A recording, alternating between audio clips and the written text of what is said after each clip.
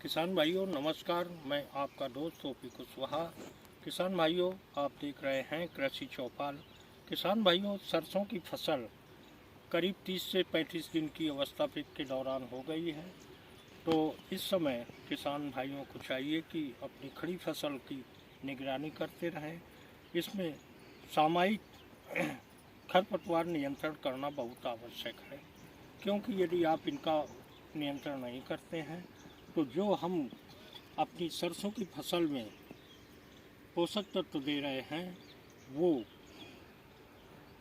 अपनी फसल के प्रति स्पर्धा करके वो पोषक तत्वों का ज़्यादा से ज़्यादा ग्रहण करते हैं, जिससे फसल कमज़ोर हो जाती है। तो खड़ी फसल में खरपतवार नियंत्रण एक महत्वपूर्ण बिंदु है, तो इसका नियंत्रण करना बहुत आवश्यक है। इसके अलावा जब हम खरपतवार नियंत्रण खुरपी की सहायता से करते हैं तो वायु का संचार जड़ों के अंदर होता है, जिससे जड़ें अधिक विकसित होती हैं और ज़मीन भुरभुरी हो जाती है। तो इस तरह और नमी का संरक्षण भी अच्छी तरह से रहता है, क्योंकि ये तिलहनी फसल है। तिलहनी फसल में पानी की ज़्यादा आवश्यकता नहीं होती है। 2 या 3 सिंचाइयों करने से फसल अच्छी पैदावार देती है।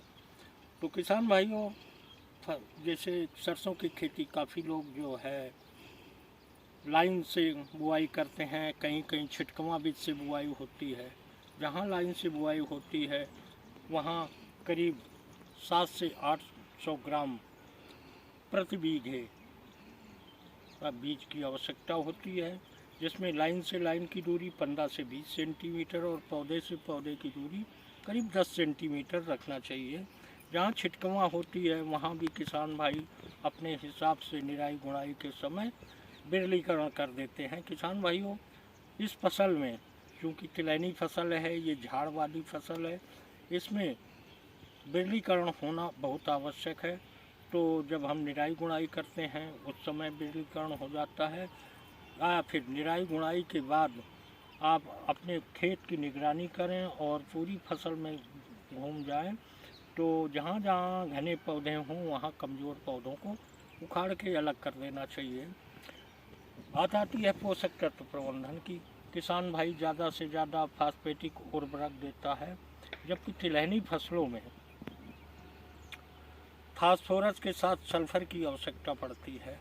सल्फर के प्रयोग करने से फसल में तेल की मात्रा बढ़ती है, पौधा मजबूत रहता है, और चूँकि ये रबी की फसल है, कहीं कोहरे पाले की संभावना आती है तो उसके प्रति प्रतिरोधक क्षमता पौधे में आ जाती है, जिससे फसल प्रभावित नहीं होती है और पैदावार अच्छी मिलती है। किसान भाइयों को चाहिए कि जहां आप डीएपी और एनपीके डाल रहे हैं उसकी जगह यदि कार्बनिक खादों का प्रयोग करें तो उससे ज़्यादा लाभ होगा, क्योंकि हर फसल को हर पोषक तत्व की आवश्यकता होती है।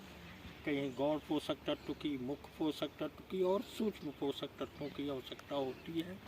तो जैसा कि आप देख रहे हैं ये भूम पावर रखा हुआ है। यदि आप अपनी फसल की बुआई के समय बेसल ड्रेसिंग में 2 से 4 किलो भूम पावर मल्टीजाइम है, इसको आपने प्रयोग किया तो इसमें वो सारे 16 तरह के पोषक हैं जो फसल को बढ़ने फलने फूलने के लिए आवश्यक हैं। और ये भूम पावर करीब 85 से 90 दिनों तक आपकी फसल को धीरे धीरे पोषक तत्व प्रोवाइड कराता है, जिससे फसल बढ़िया ग्रोथ करती है, बढ़िया विकास होता है और फलन की अच्छी संभावनाएं होती हैं। इसके अलावा इसमें 12 तरह के जीवाणु भी समाहित हैं जो आपकी ज़मीन का कल्टीवेशन सही करेंगे, आपकी ज़मीन को भुरभुरी बनाएंगे, जिससे आपकी ज़मीन के अंदर जो फंगस हैं, जो कीट हैं जैसे दीमक हुआ या फंगस है कोई, तो उसको ये नष्ट करते हैं। ये चूँकि धीरे धीरे मल्टीप्लाई होते हैं तो आपकी ज़मीन के अंदर ये समस्याएं ख़त्म होती हैं। इसके अलावा आप देख रहे हैं प्रीमियम रखा हुआ है। यदि आप प्रीमियम का इस मल्टी कल्चर में प्रयोग करते हैं मिला के, ये करीब 1 लीटर प्रति एकड़ के हिसाब से पड़ता है ये तिलहनी फसलों में या दलहनी फसलों में। तो इसका जब आप समावेश कराएंगे तो इसमें 50 तरह के माइक्रो बैक्टीरिया हैं जो 1 ml में 21 करोड़ 70 लाख बैक्टीरिया हैं। चूँकि हर आदमी की ज़मीन मरुस्थल होती जा रही है और बैक्टीरिया नाम मात्र भी नहीं रहे हैं, जबकि हमारी ज़मीन की मिट्टी में 1 ग्राम में करीब 1 करोड़ बैक्टीरिया होने चाहिए। आज ये स्थिति है कि उनकी संख्या 2-3 लाख से ज़्यादा नहीं रहे हैं। जीवांश कार्बन भी ख़त्म होता है। चूँकि जीवांश कार्बन का मतलब है कि ये जब हमारी ज़मीन में जीवांश होगा, वो फिर जब ख़त्म होंगे, वो मल्टीप्लाई होंगे, तो जीवांश कार्बन इसी से बढ़ता है। यदि हम जीवांश कार्बन अपने खेत को बढ़ाना चाहते हैं तो जीवांशुओं का प्रयोग कराना बहुत आवश्यक है। तो किसान भाइयों, जैसा कि आप देख रहे हैं, सभी की फसल किसी की 35 दिन की हो गई है, किसी की 40 दिन की है। तो इस तरह इस समय अपनी खड़ी फसल की निराई गुड़ाई अच्छे से करें और जब फसल की ग्रोथ अच्छी करने के लिए ग्रो और नाइट्रोकिंग का 40-40 ml के हिसाब से प्रति टंकी आप पानी छिड़काव कर देंगे तो ग्रोथ अच्छी होगी। क्योंकि पोषक तत्व पौधे को चाहिए समय समय पे, तो ये पोषक तत्व ग्रो और नाइट्रोकिंग के मिल जाएंगे तो आपकी फसल बेहतर होगी। इसके बाद जब फल फूल की समय आए, उस समय ब्लूम और नाइट्रोकिंग 40-40 मिलीलीटर के हिसाब से आप पानी छिड़काव कर सकते हैं। तो इस तरह आपकी फूल फल की संख्या ज़्यादा होगी, आपकी फलत अच्छी होगी। इसके साथ किसान भाइयों को अपनी फसल की निगरानी भी करते रहना चाहिए। जैसे खड़ी फसल में आरा मक्खी है, एक सफ़ेद सफ़ेद सुंडी जैसा कीट होता है, उसकी देखरेख करते रहना चाहिए।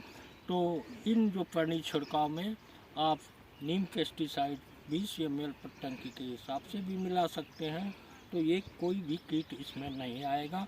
क्योंकि जब 35 डिग्री से ज़्यादा का टेम्परेचर दिन में होता है, उस समय ये कीटों की संभावना बढ़ सकती है।